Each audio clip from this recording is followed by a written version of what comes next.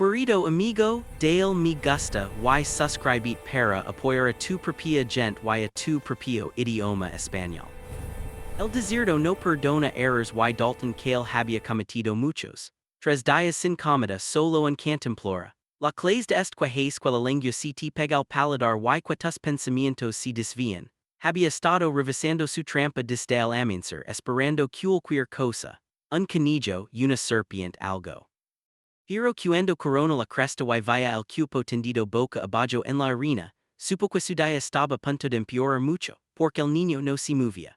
Y la sangre que salía de su pierna indicaba que levaba si horas. Lo que Dalton no sabía era que salvar a ese chico haría que 300 jinetes armados llegaran a su puerta al amanecer. El sol martelaba sin piedad mientras Dalton se tembelaba hacia la figura extendida en el polvo. Sus botas levantaban pequeñas nubes con cada paso y su visión oscilaba en los bordes. El niño no podría tener más de 12 años. Vestia ropa tradicional Apache con un paño rojo atado alrededor de la frente. Un corte profundo atravesaba su muslo, cubierto de sangre seca y arena. Dalton se ardillo a su lado y presionó dos dedos contra el culo del chico. Un pulso débil pero presente, los labios del niño estaban agratados y sangraban. Su piel lo suficientemente caliente como para freír un huevo encima. Dalton miró hacia abajo a la cantimplora que colgaba de su cinturón. El peso de repente se sintió como un ancla.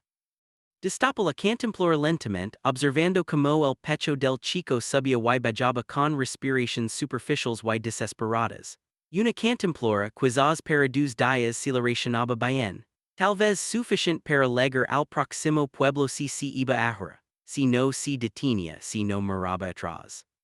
Lo pensó, no mentiría sobre eso. Durante un minuto entero Dalton Cael se sentó allí en la tierra sopsando su vida contra la de un extraño. El chico era Apache. Eso significaba que su gente probablemente lo estaría buscando. Eso significaba que se encontraban a Dalton con él habría preguntas difíciles, del tipo que vienen con flechas y lanzas y mucha ira. Pero entonces el chico emitió un sonido, un gemido débil y quebrado que apenas calificaba como humano. While la mano de Dalton se movió antes de que su cerebro reaccionara. Inclinó la cantimplora hacia los labios del niño y dejó que el agua fluira lentamente. El chico al principio se atragantó, tosiendo débilmente, luego su garganta trabajó en tragos desesperados. Dalton le dio 3 sorbos largos antes de obligarse a detenerse. Los ojos del niño se abrieron por solo un segundo. Oscuros, desenfocados, aterrorizados, luego se cerraron de nuevo. Dalton arrancó una tira de su propia camisa y la envolvió ajustadamente alrededor de la herida de la pierna. No era mucho, pero había ralentizado el sangrado. El sol comenzaba su descenso cuando Dalton finalmente alzó al chico sobre sus hombros y comenzó la larga caminata de regreso a su rancho. Cada paso se sintió como arrastrarse a través del lodo. Su propia le gritaba con cada minuto que pasaba, pero había tomado su decisión. El peso del niño presionaba sobre él como un juicio del que no podía escapar. Para cuando la estructura derrida de su lugar apareció a la vista, las piernas de Dalton temblaban y su visión se había reducido a un túnel oscuro. Tendió al niño en el único mueble que le quedaba, un banco de madera cerca de la chimenea vacía. El rancho apenas se mantenía en pie, paredes linas de jucos por donde el viento silbaba por la noche. Sin ganado, sin suministros, solo polvo y recuerdos de mejores tiempos. Dalton revisó la herida de nuevo, la limpió con el último chorro de agua de su cantimplora y se recostó contra la pared. La cantimplora vacía colgaba de su mano como una sentencia de muerte. La noche pasó en fragmentos. Dalton entraba y salía de la conciencia, su cuerpo demasiado exhausto para permanecer despierto, pero demasiado alterado para dormir de verdad. El niño se agitó un par de veces murmurando palabras que Dalton no podía entender, probables sueños de fiebre. Cuando la primera luz gris del amanecer comenzó a filtrarse por las grietas de las paredes, Dalton finalmente se permitió cerrar los ojos de verdad. Fue entonces cuando lo oyó. Un sonido que lo arrancó del borde del sueño como una cuerda que lo enderezaba. Bajo y rítmico distante pero acercándose. El inconfundible trueno de cascos, decenas quizás cientos. Dalton se tambaleó hacia la puerta y la abrió. El horizonte se movía. Un muro de polvo se elevaba hacia el pálido cielo matutino y debajo las formas oscuras de jinetes se extendían por el desierto como una mancha. Su corazón se hundió en sus botas. No estaban disminuyendo la velocidad. venian directamente hasha ale. La mano de Dalton fu instintivamente a su cadera, buscando un arma que no estaba ali. Había vendido su rifle hasha 3 meses, cuando el hambre se puso lo suficientemente mala. Ahora estaba en la puerta de su rancho desmoronado con nada más que sus propias manos y un niño Apache muriendo detrás de él. Los jinetes seguían legando, sus formas solidificándose a través del polvo como algo salido de un sueño febril. Decenas se convirtieron en shintos. El suelo empezó a vibrar bajo sus pies. Podía oír el pensamiento atravesó su mente agudo y claro. Agora lo poco que tenía escabullers por atrás desaparecer entre las rocas antes de que lo rodaran. Pero sus piernas no se movían. Quizás era el agitamiento. Quizás era otra cosa. Había tomado su decisión cuando le dijo el agua a ese chico. Ahora no cambiaría lo que venía. La primera línea de jinetes atravesó la nube de polvo, unos 200 metros. Guerreros Apache caballos se desplegaron por el desierto en una formación que parecía poder tragar toda su propiedad. Vestían atuendos tradicionales, algunos con caras pintadas, otros con envolturas de cuero y plumas atadas en su cabello. Cada uno de ellos llevaba armas, lanzas, arcos, escudos decorados con símbolos que Dalton no podía leer. Se movían con la clase de precisión que solo vin de años montando juntos, años sobreviviendo, años luchando. Dalton salió de la puerta y se adentró en lo abierto. Su camisa estaba rasgada donde había arrancado tela para el vendedor del niño. Su rostro estaba demacrado, pañuelos lo suficientemente afilados como para proyectar sombras a la luz de la mañana. Probablemente ya parecía medio muerto. Los jinetes redujeron la velocidad al acercarse, formando un enorme semicírculo que cortaba todas las rutas de escape. El sonido de los cascos se desvanció gradualmente en un silencio inquietante. Shintos de ojos fijos en él, y Dalton sintió el peso de cada mirada. Un jinete avanzó desde el centro. Su cabello era blanco, destacándose contra el mar de manchas marrones y negras. El hombre se sentaba alto en la silla, levando un tocado completo de plumas blancas y marrones que atrapaban el viento. Su rostro estaba curtido y marcado con finas cicatrices que cruzaban sus mejillas como pintura de guerra que nunca se lavaba. Parecía tener unos 50 años, pero su postura pertenecía a alguien que nunca había aprendido a inclinarse. La autoridad irradiaba de él como el calor de un fuego. El líder detuvo su caballo a unos 3 metros de donde Dalton estaba. Ninguno de los dos habló. Dalton había escuchado historias sobre guerreros Apache toda su vida. La mayoría contadas por hombres que nunca habían conocido a uno. Pero aquí ahora, frente a lo que debía ser un jefe de guerra con 300 guerreros a su espalda, esas historias se sentían endebles y inútiles. Los ojos oscuros del líder esquinaron a Dalton de pies a cabeza, registrando la ropa rasgada, la cantimplora vacha, el rancho que parecía punto de derrumbarse con el próximo viento fuerte. Luego la mirada del hombre se desplazó más allá de Dalton hacia la puerta abierta del rancho. Dalton sabía lo que buscaba, a quien buscaba. El líder levantó una mano lentamente, y toda la formación de guerreros se tensó. El corazón de Dalton martelaba contra sus costillas tan fuerte que pensó que podrían romperse. La mano se movió más arriba, los dedos extendiéndose hacia arriba en un gesto que Dalton no podía interpretar. Y entonces, cada jinete desmontó al mismo tiempo. El movimiento sincronizado envió otro temblor a través del suelo. 300 guerreros de pie entre él y el horizonte. El líder bajó de su caballo blanco y dio un paso adelante. Su mano descansaba en el este de una lanza decorada con tiras de cuero y plumas. Su expresión permaneció impenetrable, la boca de Dalton se secó. Su voz salió áspera cuando finalmente habló. El chico está adentro, está vivo. El líder no reconoció las palabras de Dalton. Simplemente caminó hacia adelante, cerrando la distancia entre ellos con pasos mesurados. De cerca, el hombre era aún más imponente, de hombros anchos, con manos que parecían haber estado rompiendo cosas desde antes de que Dalton naciera. Las cicatrices en su rostro no eran aleatorias. Formaban patrones, marcas deliberadas que contaban historias que Dalton nunca entendería. El líder se detuvo a centímetros de distancia, tan cerca que Dalton podía ver las rayas plátidas en su cabello bajo el tocado. Durante un largo momento, el hombre solo miró. Sus ojos recorrieron el rostro de Dalton, luego bajaron la camisa rasgada, la cantimplora vascueta davia colgaba de su cinturón, el agitamiento crudo talado en cada línea de su cuerpo. Dalton se obligó a sostener la mirada. Si así era como terminaba, no se iría mirando al suelo. El silencio se extendió tan tenso que parecía que podía romperse y cortarlos a ambos. Entonces los ojos del líder se estrecharon ligeramente. No era otra cosa. Quizás reconocimiento o calculo. De repente extendió la mano y los músculos de Dalton se bloquearon. Pero el hombre solo levantó la cantimplora vash de su cinturón.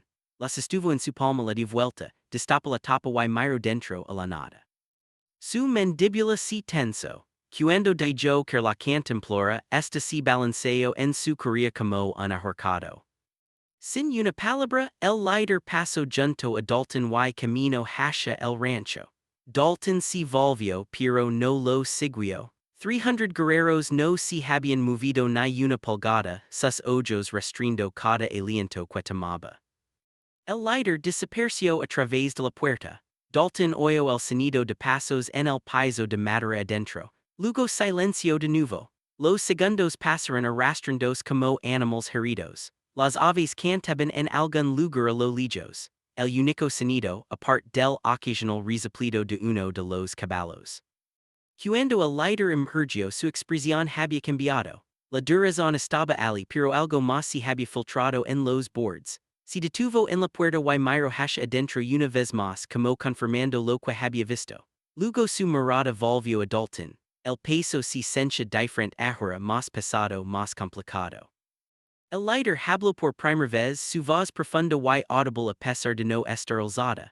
Las palabras eran en Apache fluyendo juntas de una manera que las hacía sonar casi musicales. Dalton no entendió una sola sílaba pero captó el tono, no amenazante pero tampoco amistoso. En algún punto intermedio, probando quizás. El líder esperó, observando una reacción. No hablo su idioma, dijo Dalton, su voz se quebró por la est y el miedo en igual medida. Solo lo encontré a la afuera, se estaba muriendo, lo que pude. Los ojos del líder scintillaron con algo que podría haber sido comprensión. Bajó de la puerta y camino en un lento círculo alrededor de Dalton, registrando cada detalle, la falta de armas, la condición del rancho, la absoluta nada que los rodaba en todas direcciones. Cuando completó el círculo, se detuvo frente a Dalton nuevamente y inclinó ligeramente la cabeza, como haciendo una pregunta sin palabras. Dalton no supo qué decir. ¿Qué podía decir? ¿Qué estaba en quiebra? ¿Qué había renunciado a su única agua porque alguna parte rota de él no podía ver morir a un niño? ¿Qué probablemente acababa de firmar su propia sentencia de muerte? Nada de eso tendría sentido. Demonios, a duras penas tenía sentido para él. El líder metió la mano en una bolsa a su costado y sacó algo, una pequeña cantimplora de cuero. La sostuvo por un momento asegurándose de que Dalton la viera claramente. Luego la lanzó. Dalton la atrapó por instinto, sus manos cerrándose alrededor del cuero gastado. Estaba pesada, llena de agua. Antes de que Dalton pudiera procesar lo que eso significaba, el líder se volvió para enfrentar a sus guerreros. Levantó su mano derecha alta el puño cerrado, luego abrió los dedos de par en par. Inmediatamente, toda la formación comenzó a moverse. Los guerreros alcanzaron sus caballos sacando artículos de las alforjas, boltos envueltos en tela, recipientes, mantas enroladas. Comenzaron a caminar hacia adelante docenas de ellos, convergiendo en el rancho desde todos los lados. Dalton se quedó congelado, la cantimplora pesada en su mano, observando como 300 guerreros Apache descendían sobre su propiedad con los brazos linos. No tenía idea si esto era el comienzo de algo o el final. Los guerreros se movían con propósito, colocando boltos a los pies de Dalton y cerca de la entrada del rancho. Carne seca envuelta en tela, bolsas de cuero que chapotaban con agua, mantas tejidas con patrons que Dalton nunca había visto antes. No la hablaban ni siquiera lo miraban directamente. Simplemente colocaban sus ofrendas y retrocedían, regresando a sus posiciones en la formación más grande. En cuestión de minutos, Dalton estaba rodado de más recursos de los que había visto en medio año. Se quedó allí sosteniendo la cantimplora, demasiado aturdido para beber. Su cerebro intentaba asimilar lo que estaba sucediendo, pero el agitamiento y la confusión hacían que todo se sintiera espeso y lento.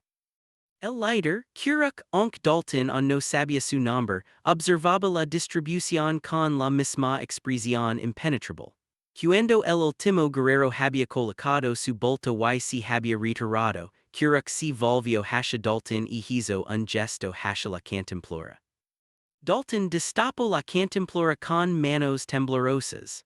El primer sorbo golpeó su garganta como la salvación. Se obligó a detenerse después de 3 tragos. Cada instinto le gritaba que la vaciara por completo, pero alguna parte de él sabía que era mejor no hacerlo.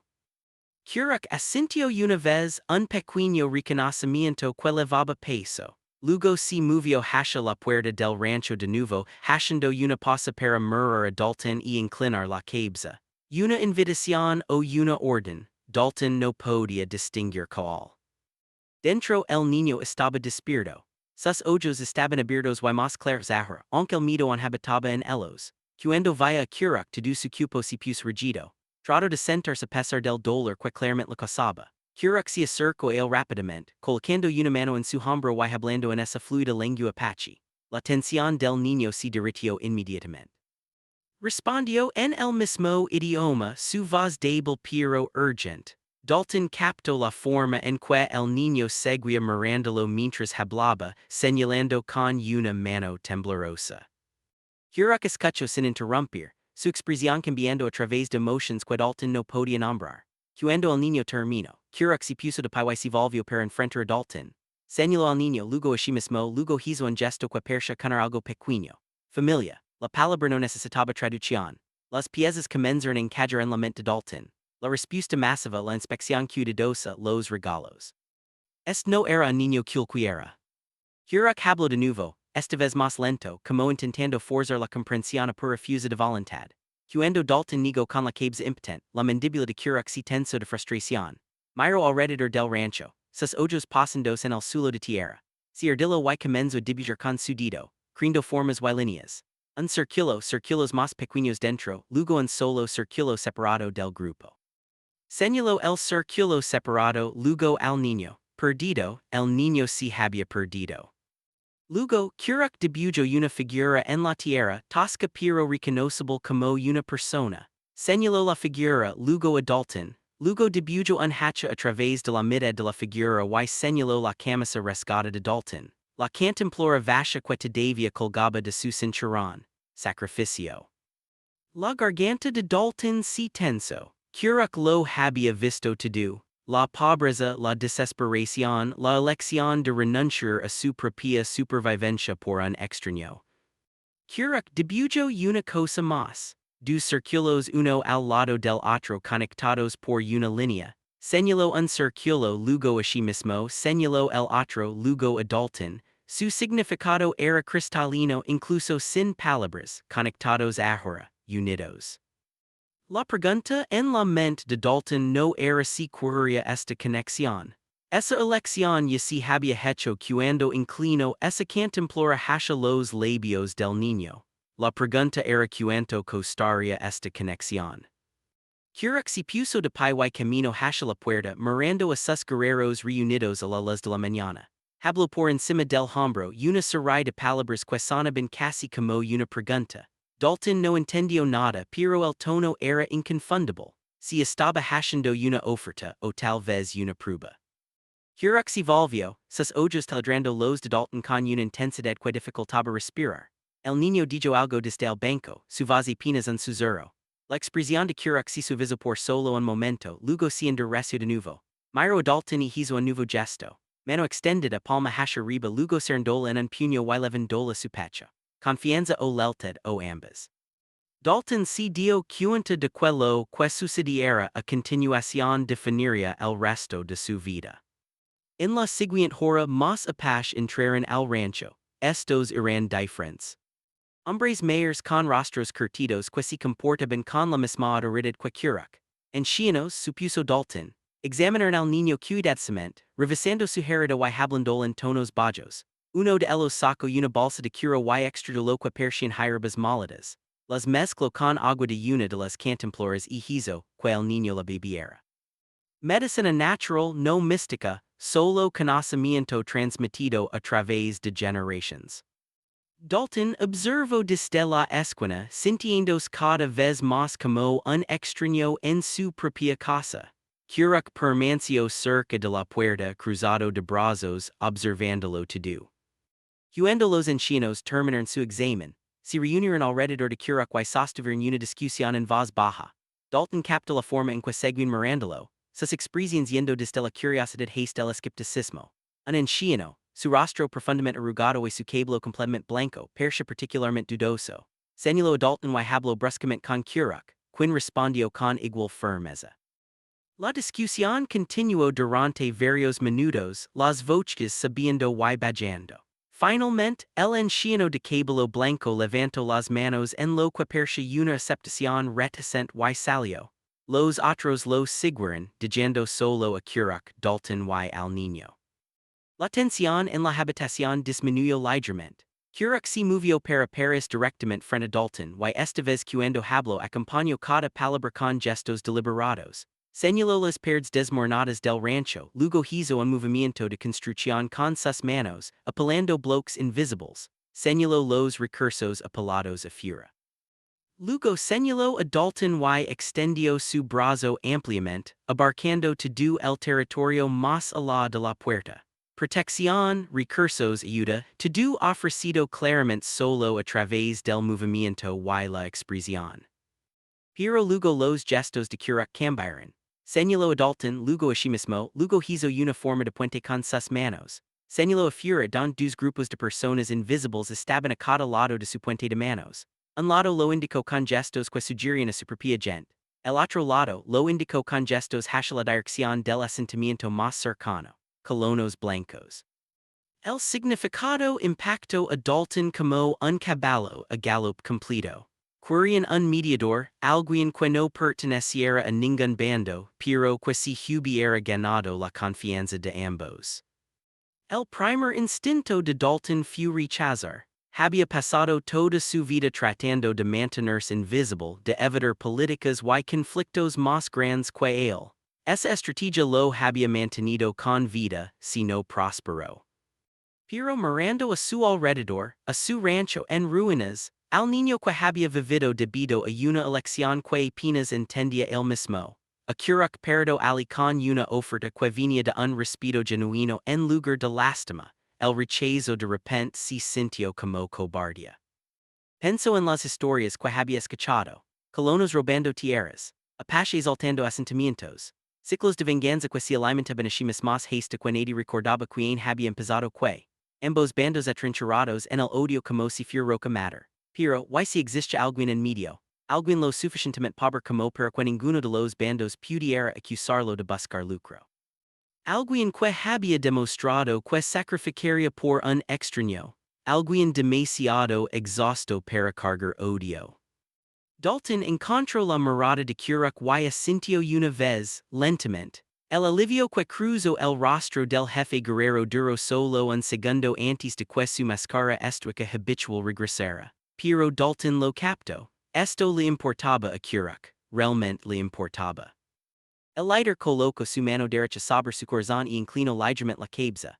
Un gesto de respeto entre iguales. Luego Curac caminó hacia la puerta y llamó a sus guerreros. Inmediatamente, los hombres comenzaron a moverse con un propósito renovado. Algunos se dirigieron hacia el rancho con herramientas y materiales. Otros comenzaron a marcar áreas cerca de la estructura. Curac se volvió hacia Dalton y hizo un gesto más. Palma hacia afuera, luego vuelta hacia arriba, espera, lo que fuera asuster temeria tiempo. El niño habló de nuevo desde el banco, su voz más fuerte ahora. Curac sonrió por primera vez. Un breve destello de calidez que transformó sus rasgos severos. Le respondió al niño, luego miró a Dalton y lo señaló. La mirada del niño lo siguió y dijo algo que sonaba casi como gratitud. Dalton salió para ver lo que estaba sucediendo y se detuvo en seco. Los guerreros no solo estaban descargando suministros. Estaban construyendo, reparando paredes, organizando materiales en pilas ordenadas, creando algo funcional a partir del esqueleto de su rancho falido. Pero a lo lejos, Dalton notó algo más. Una delgada línea de polvo que se elevaba desde el horizonte, dirigiéndose directamente hacia ellos. La nube de polvo creció resolviéndose en formas que tensor en el estómago de Dalton. Seis jinetes moviéndose rápido no Apache. Estos hombres se sentaban de manera diferente en sus sillas. E incluso a distancia, Dalton podía distinguir el estilo de sombreros y ropa que pertenecían a colonos, probablemente cazarrecompensas o vaqueros de una de las propiedades más grandes al este. Hombres que se ganaban la vida con el conflicto y no dudarían en comenzar uno. Hurak también los vaya. Toda su postura cambió, los hombros cuadrados, la mano moviéndose hacia la lanza que había piado contra la pared del rancho. A su alrededor, los guerreros detuvieron su trabajo. Las herramientas se colocaron con cuidado, deliberadamente, y las manos se movieron hacia las armas con facilidad practicada. La transformación ocurrió en segundos, de constructores de vuelta luchadores. El air mismo pareció espesarse con tensión. El nuevo papel de Dalton estaba a punto de ser probado antes de que hubiera tenido tiempo de entender lo que significaba. Dio un paso adelante, posicionándose entre Kurak y los jinetes que se acercaban. Los ojos del jefe guerrero lo miran con intensidad y una clara pregunta en ellos. Dalton levantó una mano. Espera, confía en mí. No estaba seguro de que Kurak lo haría. No estaba seguro de merecer esa confianza pero tenía que intentarlo. Este era el puente en el que habían acordado, y los puentes solo funcionaban si ambos lados los usaban. Los seis jinetes redujeron la velocidad al acercarse lo suficiente como para ver hacia que cabalgaban. Dalton vaya como cambiaban sus caras como proceden la escena. 300 guerreros Apache rodando un rancho derruido, herramientas y armas al alcance de la mano, un hombre blanco solo parado en medio de todo. El jinete principal, un hombre de hombros gruesos con una barba de color oxido, levantó la mano para detener a su grupo a unos 50 metros. Tu Cael, gritó el hombre barbudo, su voz transportada por la distancia espera por la sospecha. Soy yo, Briggs, respondió Dalton, conoce ligeramente al hombre. Si habían cruzado un par de veces en el pueblo, cuando Dalton todavía podía permitirse ir al pueblo. Briggs trabajaba para el rancho Keller, manejando la seguridad y solucionando problemas. La clase de hombre que veo a los Apache como problemas que necesitaban solución. ¿Qué diablos pasa aquí? Los ojos de Briggs recorrieron la escena contando guerreros, calculando probabilidades. Su mano descansaba cerca del rifle atado a su silla. Te están reteniendo. Dalton podía sentir la presencia de Kurak detrás de él como una fuerza física. Podía sentir a los cientos de guerreros esperando cualquier señal de que estalara la violencia. Sus próximas palabras importaban más que cualquier otra que hubiera pronunciado. Nadie me reshan, dijo Dalton claramente. Estos hombres me están ayudando a reconstruir. Hubo un accidente. Un chico se perdió y se lastimó. Yo lo ayudé. Vinieron a llevarlo a casa y a agradecerme. Eso es todo. Briggs soltó una risa dura. 300 guerreros aparecen y eso es todo. Te volviste blando de la cabeza por el hambre Cael. No más de lo habitual. Dalton dio varios pasos hacia Briggs, poniendo más distancia entre él y los Apache haciéndose el foco. Puedes ver que está bien, el chico está bien, nadie busca problemas aquí. Uno de los otros jinetes más joven con ojos nerviosos habló. Keller nos envió a verificar informes de partidas de guerra moviéndose por aquí. La gente está asustada. Tantos guerreros dirigiéndose hacia tierras colonizadas. No se dirigen a ningún lado, interrumpió Dalton. Vinieron aquí por razones personales, se irán cuando estén listos y nadie necesita preocuparse por eso. Briggs lo estudió por un largo momento, los ojos entrecerrados. Tú les des tu aval. La pregunta quedó suspendida en el aire como humo. Dalton sintió su peso, entendió que su respuesta se extendería más allá de este momento. Detrás de él, Kurak no se había movido, pero Dalton podía sentirlo escuchando. Entendiendo más del intercambio de lo que su falta de inglés debería permitir, leyendo el tono y la postura como lo hacían los hombres cuando las palabras falaban. She dijo Dalton, lo hago. La mandíbula de Briggs trabajo como si estuviera masticando algo amargo. Su mano permaneció cerca de su rifle pero no lo alcanza. Aqueller no le voy a gustar esto, tenert como amortiguador es una cosa, tenert eligiendo bandos es otra. No estoy eligiendo bandos, estoy parado en el medio, ese es el punto. La tensión si estiro hasta centers transparent. Entonces Briggs escupió al polvo y reunió sus riendas. Nos vamos, dijo Briggs finalmente, pero le cantaré aqueller lo que Roman 6 aquí, él querrá hablar contigo mismo pronto. Estaré aquí, respondió Dalton, no es que pudiera ir a otro lado. Briggs dio una última mirada dura los guerreros reunidos, luego giró su caballo. Los otros 5 jinetes lo siguieron, levantando polvo mientras se dirigen de regreso por donde vinieron. Dalton observó hasta que desaparecieron sobre la cresta, su corazón martillando contra sus costillas. Solo cuando se hubieron ido por completo permitió que sus hombros cayeran. Detrás de él, la tensión se rompió como una cuerda que se corta. Los guerreros volvieron a su trabajo, el sonido de la construcción se reanudó como si nada hubiera pasado. Pero Kurak se acercó lentamente, su expresión diferente ahora.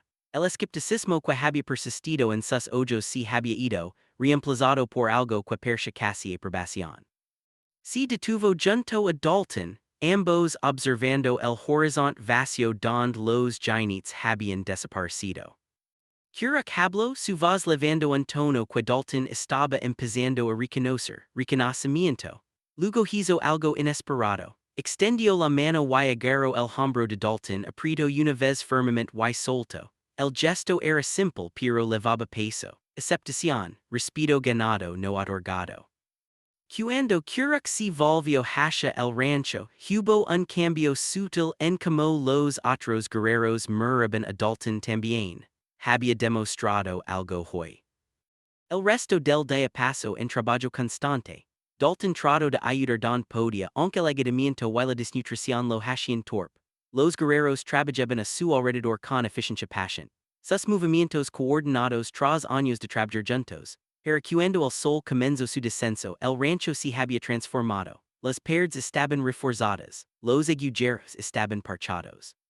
Se había construido un corral adecuado cerca del costado. La estructura se veía más sólida que en años. Los ancianos salieron de dentro, donde habían estado atendiendo al niño. El de cabello blanco que había sido escéptico antes se acercó a Kurak y habló extensamente. Dalton captó que mencionaban su nombre, vaya al anciano señalar hacia donde había ocurrido el enfrentamiento con Briggs. Kurak respondió y lo que dijo suavizó ligeramente la expresión del anciano. No cálida pero menos hostil. Progreso. Al acercarse la oscuridad, Kurak dio órdenes que enviaron a la mayoría de los guerreros a establecer un campamento temporal a aproximadamente un cuarto de milla del rancho. Se movieron en grupos organizados, dejando atrás un contingente más pequeño de quizás 20 hombres, que continuaron trabajando a la luz de fuegos cuidadosamente controlados. Kurak permaneció supervisando y ocasionalmente ajustando algo que los trabajadores habían hecho. Dalton se sentó en el porche recién reparado, bebiendo agua de una de las cantimploras y comiendo carne seca que sabía mejor que cualquier cosa que pudiera recordar. Su cuerpo recordaba lentamente lo que se sentía no estar muriendo de hambre. El niño Neil había aprendido el nombre a través de la repetición, descansaba adentro, su fiebre había bajado y su herida estaba debidamente vendada. Viviría. Esa decisión que Dalton tomó en el desierto había salvado una vida. Y de alguna manera, esa sola elección lo había cambiado todo. Kurak eventualmente vino a sentarse a su lado. Ninguno habló por un tiempo. El silencio ya no era incómodo. Era el silencio de dos hombres que habían llegado a un entendimiento sin necesitar que cada detalle fuera explicado. Después de un tiempo, Kurak sacó algo de su bolsa, una pequeña pieza de hueso talada en un cordón de cuero. Las estuvo para que Dalton pudiera ver las marcas grabadas en ella, luego la presionó en la mano de Dalton y cerró sus dedos alrededor de ella. Dalton miró hacia abajo al objeto, luego hacia arriba Kurak interrogativamente. El jefe guerrero señaló el pecho de Dalton, luego el suyo, luego hizo ese gesto de puente de nuevo con sus manos. Un símbolo algo para mostrar a otros el papel que Dalton ahora tenía. Protección y carga ambas envueltas juntas. Curak se puso de pie y miró hacia el campamento en la distancia. Luego de vuelta a Dalton hizo un gesto amplio que abarcaba todo. El rancho, la tierra, el futuro. Luego colocó su mano sobre su corazón y asintió una vez, una promesa. Lo que viniera después Dalton no lo enfrentaría solo. 6 semanas cambiaron todo. El rancho que se había estado desmoronando ahora se mantenía sólido y funcional. Sus paredes rectas y su techo selado contra el clima. El corral contenía 4 caballos, regalos de la gente de Curak que Dalton todavía estaba aprendiendo a cuidar correctamente. Estructuras de almacenamiento se alineaban en un costado de la propiedad. Líneas de suministros que significaban que no enfrentaría la inundación de nuevo. La transformación era tan completa que los jinetes que pasaban a menudo no lo reconocían como el mismo lugar. Dalton estaba en la puerta viendo a Niel acercarse en una pequeña yegua marrón. La pierna del niño había sanado bien, dejando solo una cicatriz que se desvanecería con el tiempo. Venía 2 veces por semana ahora, a veces con mensajes de Curak, a veces solo para visitar. Habían desarrollado una comunicación simple, part gestos, part intentos rotos de los idiomas del otro, part silencio compartido. El niño lo estaba enseñando palabras en Apache lentamente, y Dalton lo estaba enseñando un mejor inglés. Ninguno sería jamás fluido en el idioma del otro, pero la comprensión no siempre necesitaba palabras perfectas. ¿Tu abuelo? Preguntó Dalton usando la palabra Apache que Curak le había enseñado para la relación. Con el campamento del Este respondió Niel en inglés cuidadoso. 3 días, luego aquí levantó 3 dedos para ser claro. Curak había establecido un campamento semipermanente a unas 5 millas al norte, lo suficientemente cerca para responder a problemas, pero lo suficientemente lejos para no asustar a los colonos. Sus guerreros rotaban en grupos manteniendo presencia sin amenazar a nadie. Era un equilibrio delicado pero se sostenía. El arreglo había evitado 2 conflictos potenciales ya. Una vez cuando jóvenes colonos se desviaron a tierras de caza tradicionales Apache, y otra cuando cazadores Apache fueron acusados de robar ganado que nunca habían tocado. Dalton se había perdido en medio ambas veces, traduciendo no solo palabras, sino intenciones, ayudando a ambos bandos a ver más allá de sus suposiciones. Keller había venido a visitar hace 3 semanas. El dueño del rancho en persona en lugar de enviar hombres. La reunión había sido tensa llena de preguntas y sospechas apenas disimuladas, pero Dalton le había mostrado el token de huso talado, explicó el arreglo, y dejó claro que no respondía a ningún bando mientras servía a ambos. A Keller no le gustó, pero lo aceptó. Los hombres prácticos entendían soluciones prácticas, y evitar el derramamiento de sangre era tan práctico como podía ser. Niel siguió a Dalton adentro don se sentaron a la mesa, otra edición nueva y compartieron fruta seca. El niño habló sobre su entrenamiento con los guerreros, como su abuelo le estaba enseñando a rastrear y cazar correctamente ahora que su pierna estaba fuerte de nuevo. Había orgullo en su voz pero también algo más. Gratitud que iba más allá de las palabras. Este chico entendía lo que la elección de Dalton en el desierto había significado. Lo entendía de una manera que iba más profundo que un simple rescate.